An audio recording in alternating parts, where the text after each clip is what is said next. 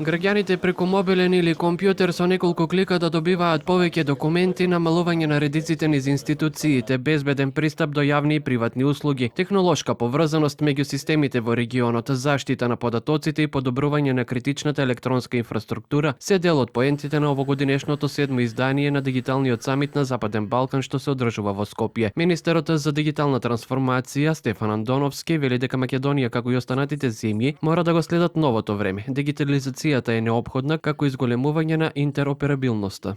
И да дискутираме на теми кои што значат развој на сите нас, дигитализација, интероперабилност, сајбер безбедност, поврзување на институциите и сите останати прашања кои што се предизвик на новото време од вештачката интелигенција, од учеството на бизнис секторот и академската заедница. Се надевам дека овој настан ќе биде платформа за поврзување на сите овие држави, не само можности за дискусија, туку и да заедно постигнеме успех. Дигиталната трансформација на јавниот сектор треба да ја направи продуктивна и побрза администрацијата. Оваа приказна за дигитализацијата не е само на подпишување меѓусебни декларации, туку 7 години се работи конкретно, вели генералниот секретар на Советот за регионална соработка Амер Капетановик.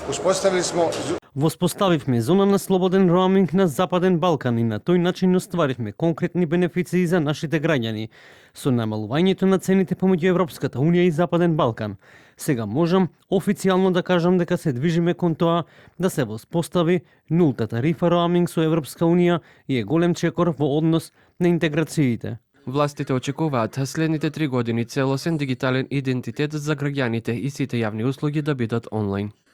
Овој самит е символ на токму тоа. Регионот покажува дека знае да работи заедно, дека може да создава заеднички дигитален пазар и дека може да биде дел од Европската дигитална декада.